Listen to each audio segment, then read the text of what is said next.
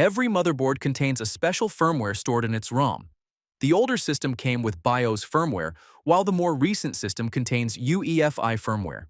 The main job of these firmwares is to establish a connection between the motherboard and all the hardware components installed on it.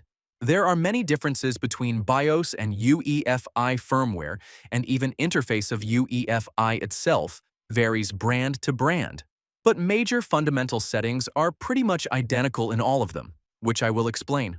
To access the system firmware, you need to press a specific key on your keyboard while your system is starting up. For HP systems, this is the F9 key, and for Dell systems, it is the F2 key.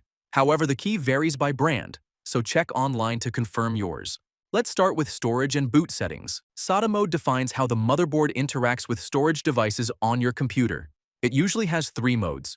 AHCI is what you want for almost every modern setup. It's the standard mode for SSDs and hard drives, supports all the speed and features your drive is capable of, and is what Windows expects by default. IDE is the old legacy mode from the early days of hard drives. There's almost no reason to use it on a modern system. It exists purely for compatibility with very old hardware. RAID is for combining multiple physical drives together, either to increase speed, increase storage capacity, or create a backup mirror where 2 drives hold identical data. RAID configuration. If you do switch your SATA mode to RAID, this is where you actually set it up, telling the motherboard which drives to combine and how. RAID 0 treats your 2 different hard drives as a single unit, which massively increases data speed. However, if one drive fails, all of your data is lost. RAID 1 is mirroring. It writes identical data to 2 or more disks. If one drive fails, the data is safe on the other. There are other configurations too, but those are the 2 most common. It's not something most home users need, but if you're building a NAS or a workstation, you know where to set it up. Boot order. This setting controls on which storage device the firmware will look for the bootloader program. The order of the storage devices can be changed at any time. For example, when installing Windows, you want the system to search for the bootloader on a removable USB device instead of the main hard drive. So you can change the order here, and when you restart the system, the computer will boot from the USB device. Fast boot. In normal boot mode, the firmware checks whether each and every component is working properly. If yes, only then does the system boot into Windows.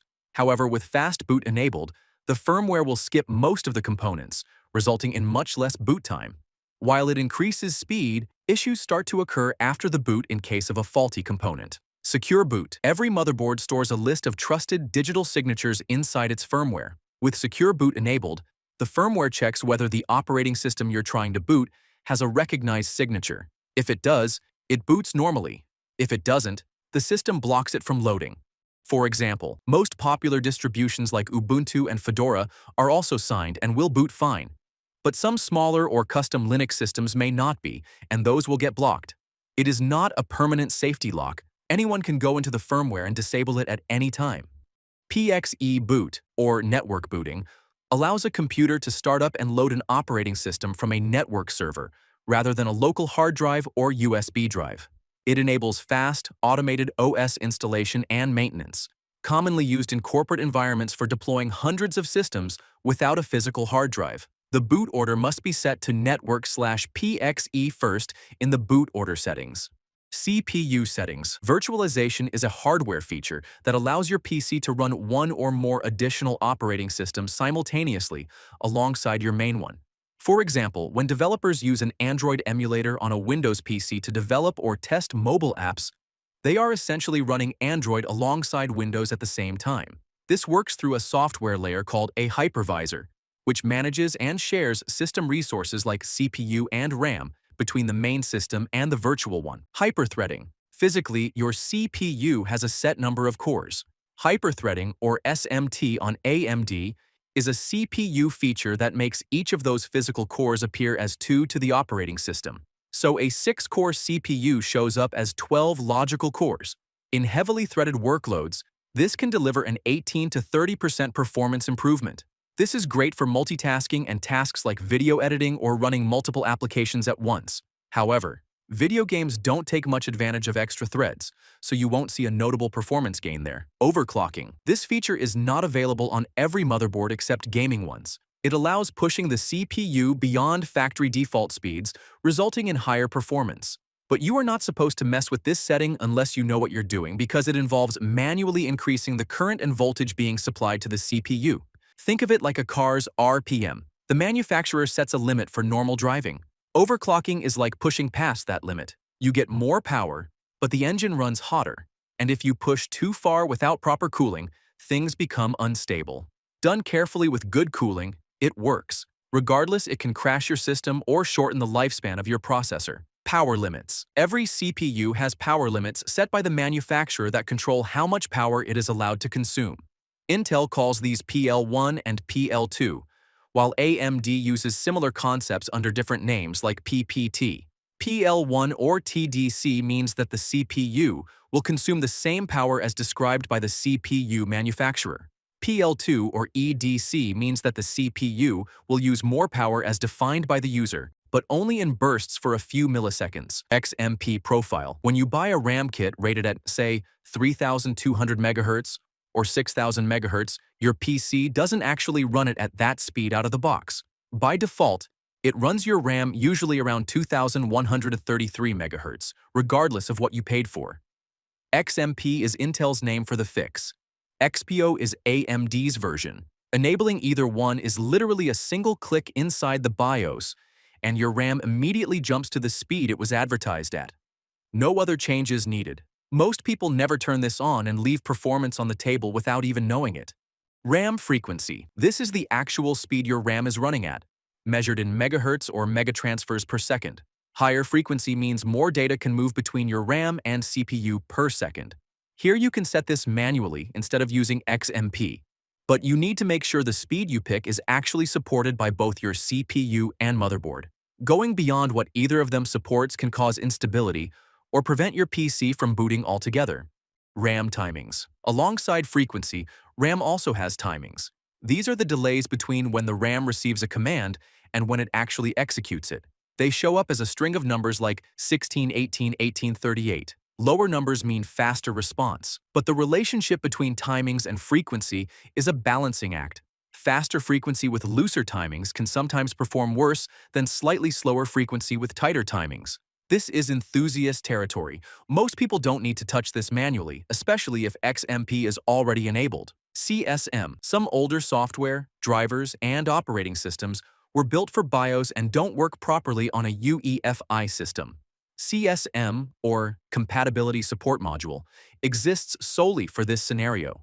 It adds a compatibility layer inside UEFI that emulates a BIOS environment, allowing that older software to run. The downside is that it can force your storage devices to boot in a slower legacy mode. Only enable this if you specifically need support for older software or hardware. Power loss. This setting decides what your PC does when power is suddenly cut and then restored, like during a blackout or when a generator kicks in.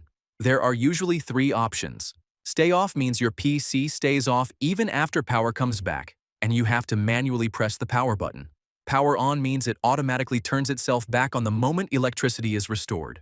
Last state means it does whatever it was doing before the outage. If it was on, it turns back on. If it was off, it stays off. Wake on LAN. Wake on LAN lets you turn on your PC remotely over a network. Even while your PC is completely powered off, the network card stays listening with a tiny trickle of power. When it receives a specific signal called a magic packet from another device on the same network, it wakes the system up. This is genuinely useful for remote work setups and home servers. Primary display selection. When you have both a dedicated graphics card and a CPU with integrated graphics, your motherboard needs to know which one to use as the primary display output. This setting is where you tell it. However, almost every modern motherboard automatically detects whether you have a GPU in the PCIe slot and sets it as the default display adapter. In case you want to manually change that, now you know where that option is. PCIe Gen Selection. PCIe is the interface your graphics card and NVMe drives use to communicate with the CPU. Normally, your motherboard sets this automatically based on generation of the graphics card you have installed, but some boards let you manually set it. The main reason you'd ever do this is compatibility. Certain older GPUs or NVMe drives can have stability issues running at the highest generation, and dropping back one generation can solve that cleanly without needing to replace any hardware. Above 4G decoding. Modern high-end graphics cards require more memory address space than the traditional 4 GB limit that older systems used. Above 4G decoding removes that limit and allows the GPU to access the full address space it needs. If you're running multiple GPUs or using certain professional graphics cards, this needs to be enabled. On standard single GPU gaming setups, you usually don't need it.